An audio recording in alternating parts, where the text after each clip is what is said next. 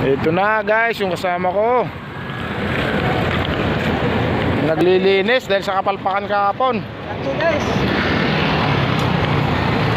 Hanggang doon yung nilinis niya. At napagsabihan nga po na bilinan, nalalahanin mo ngayong linggo ay walang pasok at ikaw ay maglilinis sa area mo. Ayun, kailangan daw magpasipsip.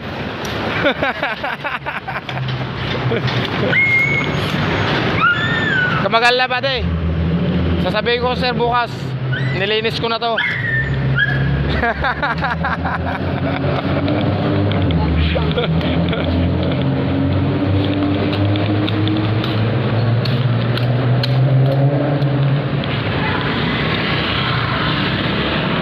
Yun o, talagang masipag to kasama ko na to. Ibang klase. Saka makakita ng security guard na naka-duty,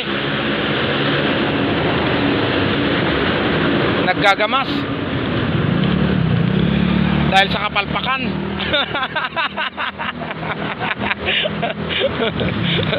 Ikaw, kung di ka maglilinis, hindi na kayo mag-uusap ni sir. Sasabi ko, kaya yung sipag niya halos mag-triple na. Wala pang paumagaan yan guys, kaya pang alas 5 yan dito.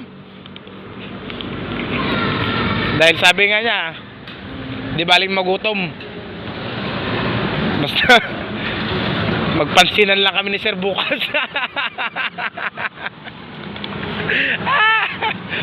Yan, sabi ko guys,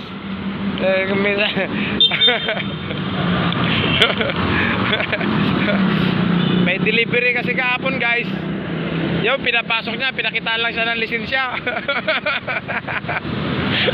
Nagulat yung si sir niya dahil pagpasok ng sir niya, bakit may truck na walang kalam-alam.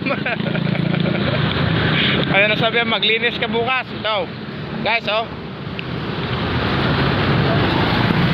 Kaya sabi yung sir, ay naku, maglinis ka muna at kailangan. Dahil kung hindi, wala na tayong pag-uusapan.